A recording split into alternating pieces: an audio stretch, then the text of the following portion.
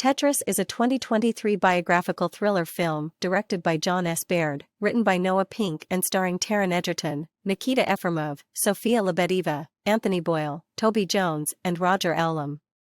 It's based on true events around the race to license and patent the video game Tetris in the late 1980s during the Cold War.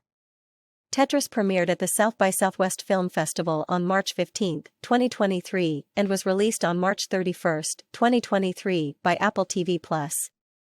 Taron Egerton as Hank Rogers. Nikita Efremov as Alexei Pajitnov.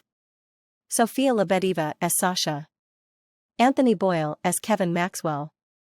Ben Miles as Howard Lincoln. Ken Yamamura as Minoru Arakawa. Igor Grabuzov as Valentin Trifonov.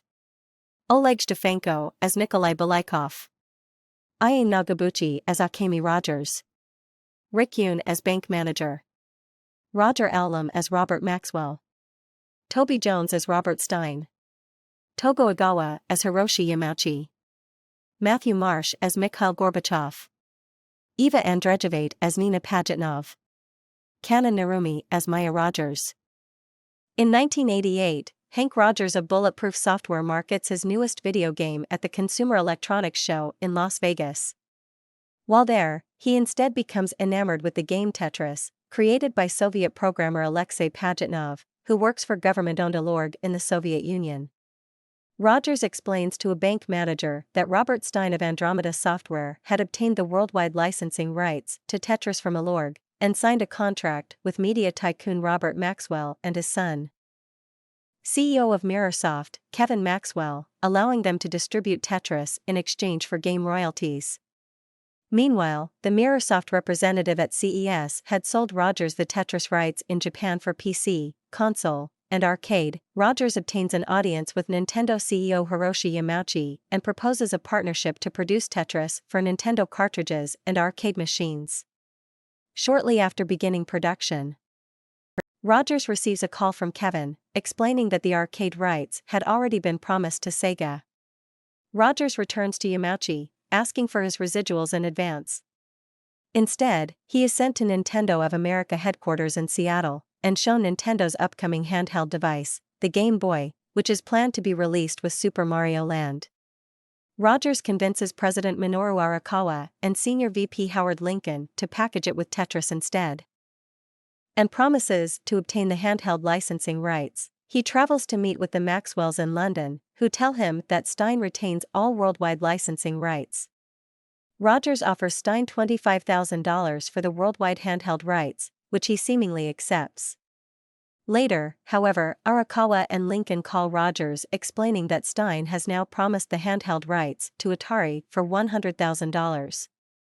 Kevin learns about this, and, while Stein promises to obtain the rights, both Kevin and Rogers decide to travel to Moscow to personally obtain them instead. Rogers, Stein, and Kevin each separately meet Valentin Trifonov, head of the Soviet Ministry of Foreign Affairs and member of the Central Committee of the Communist Party, setting off a bidding war to obtain the handheld rights for Tetris whilst under the watchful eye of the KGB.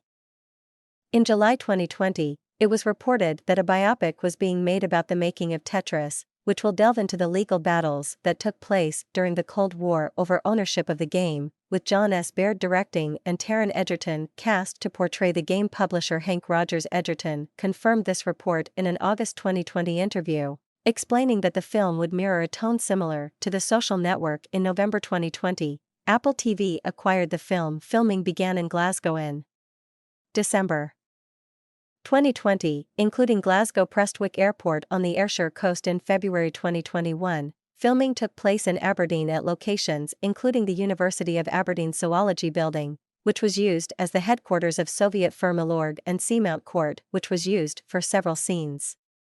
Filming took place for 7 days in and around the former RAF military base at Balado in Perth, Kinross, particularly internal scenes for a quasi-military backdrop. Production then returned to Glasgow for a few days, before wrapping in early March 2021. Reshoots took place in 2022, and the film's release was planned for later in the year. Some audience ratings for the film are as follows: The movie had to be made exciting, so there are some exaggerated elements, but it was absolutely fun and exciting. Being born behind the Iron Curtain before this all happened, I find it amazing that some reviewers here say this is some anti-communist propaganda, when this is pretty much how it was back then. So don't listen to the haters, the actual people were involved in making this film as accurate as possible while still being a Hollywood movie. And yes, you lived in the same apartment the government gave you, no, you could not freely speak, think, and yes, the secret police and army of civilian informers were infiltrated in every part of society. And there was not always food you could buy, and it was certainly amazing to have bananas in the stores, not in the movie. People who grew up in the West and not in the former Soviet bloc have zero understanding of how life was back then. Hollywood movie. And yes, you lived in the same apartment the government gave you, no, you could not freely speak, think, and yes, the secret police and army of civilian informers were infiltrated in every part of society. And there was not always food you could buy, and it was certainly amazing to have bananas in the stores, not in the movie. People who grew up in the West and not in the former Soviet bloc have zero understanding of how life was back then. Wow, and just wow. This movie blew me away. I thought this movie will be filled with cliché scripts, but I was wrong. This movie exceeded my expectations. I was taken on a ride from start to finish. I kept applauding the acting, action, little animation, and storyline. Although there were a lot of exaggerated scenes, but truly it was needed to keep you invested. This movie has everything you need, a mixture of comedy, action, family, friendship, love, history, and so on. Big thumbs up to Apple for making this historical masterpiece in their own telling. This is a movie you won't regret watching. In an interview prior to the film's release, Hank Rogers said that both he and Alexei Pajitnov reviewed the script and made suggestions. However, Rogers noted, it's a Hollywood script, a movie. It's not about history, so a lot of what's in the movie never happened. There were events in the movie that did transpire in real life. For instance, Rogers notes that he did convince Nintendo to bundle Tetris in with the Game Boy at launch in place of Super Mario Land. Rogers emphasized that the producers wanted to capture the darkness and the brooding that he felt during his time trying to get the rights to Tetris in then Soviet Russia. He continued, they tried their best to accept our changes when they had to do with authenticity. But when it started getting into creative flourishes like the car chase and all that, it was like, okay, now it's all them. We couldn't change anything. 16. Justin Chung of the Los Angeles Times criticized the casting of Egerton, a Welsh actor of English descent as Rogers, who is of partial Indonesian descent, as whitewashing. Chung remarked in his review that the suspension of disbelief as Egerton describes himself as being of partly Indonesian descent was tough to pull off in a story where cultural specificities are not exactly irrelevant. On the review aggregator website Rotten Tomatoes, 82% of 176 critics' reviews are positive, with an average rating of 6.7 out of 10.